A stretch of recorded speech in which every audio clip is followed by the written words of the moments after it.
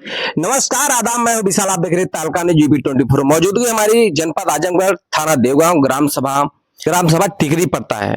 और आप लोग जानते हैं कि 18-19 साल का बच्चा रहता है, वो अपने आप को ही 3 गोली मार लेता है, जो कि उसको एक ही गोली लगती है। आज उनके पिताजी से मैं बात करने वाला हूँ। पिताजी, कैसे क्या हुआ था? जैसा कि मौके स्थिति पे मौजूद नहीं थे, हम घर नहीं थे, इसलिए कि ये हम नहीं बता पाए कि गोली खुद मारा है या कोई मारा है, लेकिन यही सुना जाता है कि गोली खुद मार लिया है। तो प्रशासन वाले उसको अभी चालान भेज दिए हैं, जेल में इस समय है। तो हमें प्रशासन से, मीडिया के माध्यम से ये गुजारिश है, अदालत से निवेदन है कि हमारे बच्चे को गोली लगी हुई है, घायल अवस्था में उसे जिला कारागार में रखा गया है। तो अदालत से निवेदन है कि उसकी बेल जल्दी से जल्दी दी जाए ताकि हम उसके सही तरीके से उपचार करा सकें। वो बच्चा है कहाँ पे इस टाइम? इस समय जिला कारागार आजमगढ़। कितना वर्ष था उनका? तकरीबन 18 से 19 साल की एज है। उनका नाम क्या था? मोहम्मद शफीक।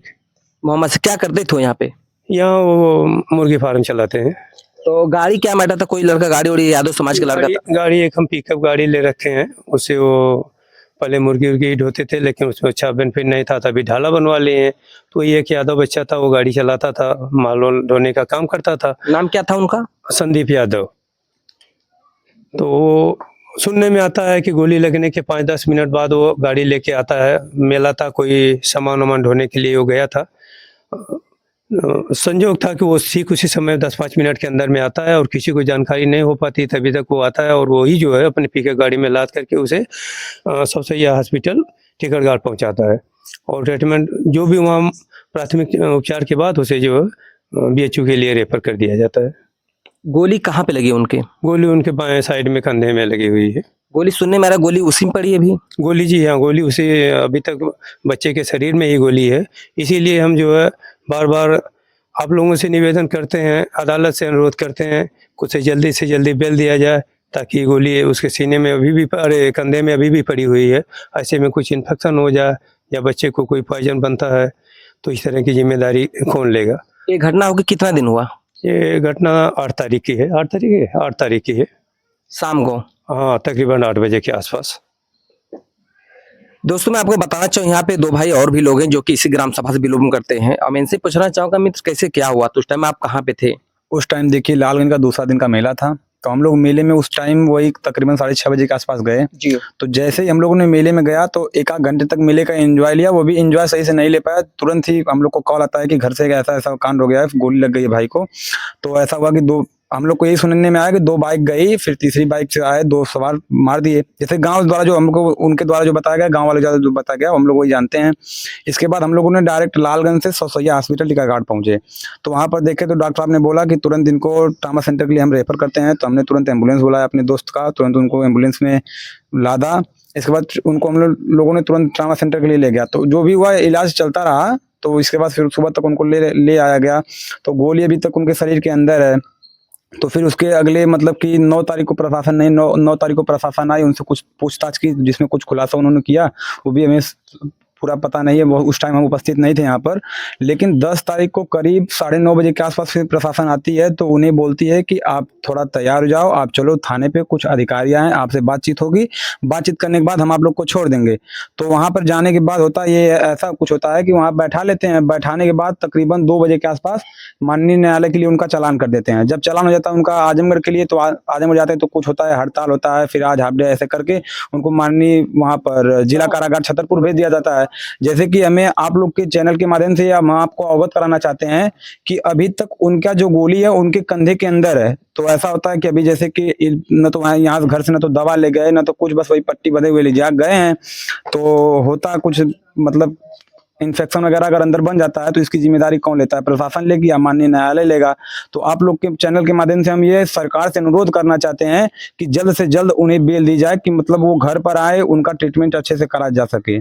कि उनकी गोली निकली, जैसे कि हुआ कि एक बार तो जान बचा सके हम लोग, तो बच गए कि माननीय न्यायालय उनको तो जेल भेज दी है। अगर जेल में ऐसा उनका कुछ ट्रीटमेंट नहीं मिलता है, अगर उनका जान जा सकती है, तो उसका दोषी कौन होगा? इसका दोषी ये केवल माननीय न्यायालय और हमारी यहाँ की आजमगढ़ पुलिस प्रशासन होगी, और इसके अलावा कोई नहीं होगा। और बोलते हैं कि गुमराह किया, गुमराह मतलब ये है कि मतलब गुमराह हम लोगों ने क्या किया, जैसे कि हम लोग को जो मालूम चला हम लोग ने वही बताया, न तो हम लोग घटनास्थल पे थे, मतलब जिसके ऊपर ये अन्यथा गलत भी धाराएं लगाई जा रही हैं, जैसे कि उनके चाचा का लड़के मोहम्मद कैफ से। मतलब हुआ क्या, जैसे कि हमारे घर कोई कांड होगा तो हम मुकदमा लिखेंगे सर, तो ऐसा कि हम देंगे कि प्रशासन कुछ उसका जानबूझ करे, लेकिन प्रशासन ने उनको भी माननीय न्यायालय द्वारा उनको भी जिला कारागार भेज दिया है कि मतलब तुमने भी प्रशासन को गुमराह किया है। सर हमको तो नहीं लगता ऐसा कोई प्रशासन को गुमराह किया है। सर हमारे घर कोई कांड होगा तो हम तो FIR लिख के देंगे, बस वही लिख के दिया गया था। दोस्तों आप जानते हैं कि मतलब ये गोली 8 तारीख को शाम को करीबन 8 बजे के करीब लगा है।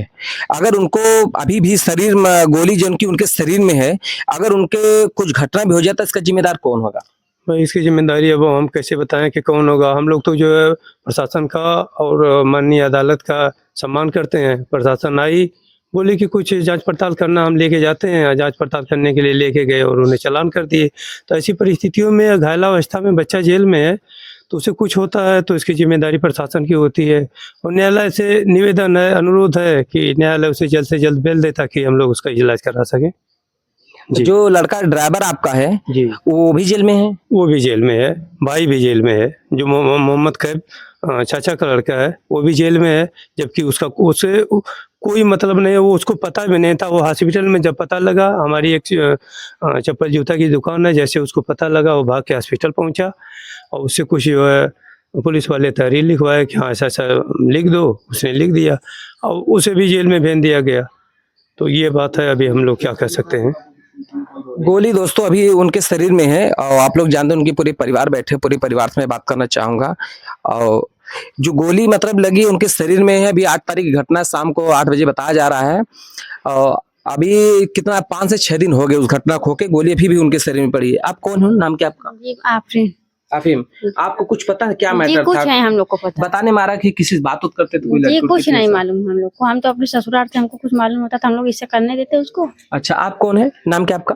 बुआ रुबीना नाम है हमारा। ये उनकी बुआ है, इनका रवीना नाम है। और कितना दिन आपको कैसे पता चला? नहीं, गोली लगने के बाद यहाँ से फोन गया, हम अपने ससुराल थे, वहाँ से आए रात में ही। यहाँ पे? जी यहाँ पर नहीं आए, हॉस्पिटल में गए, वहाँ से ट्रामा सेंटर वहाँ लेकर उसको बेचो गए बनारस। बनारस? जी हाँ। आप वहां से मतलब घर से यहाँ पे भाग के आए रात में? रात में जब हमको पता चला कि हमारे बच्चे को ऐसा ऐसा हो गया है, तो हम वहाँ से हमारे परिवार वाले हमको। कितना गोली लगी थी उनको? एक गोली लगी है उसको। कितना गोली मारे थे? हमको नहीं पता, हम थे नहीं, हम अपने ससुराल में थे। तो हम कुछ लोग यहाँ पे कहते थे कि उनको 3 गोली मारे थे, लेकिन परिवार लोगों का कहना उनको एक ही गोली लगा है, जो कि दाएं हाथ में लगा है। और गोली अभी भी बाएं हाथ में लगा है, गोली भी अभी भी उनके शरीर के अंदर है। दोस्तों मैं आपको बताना चाहूंगा कि 5 से 6 दिन हो गए, उनके साथ घटना भी हो सकता है, क्योंकि गोली शरीर में रहना बहुत बड़ी मायने रखता है। गोली के लगने से कितने लोग मौत हो जाती है। तो चलिए दोस्त, बात आज के लिए इतना ही, मिलते हैं नेक्स्ट दिन, जो भी आगे की कार्रवाई होगी उसमें बताते रहूंगा। जय हिंद।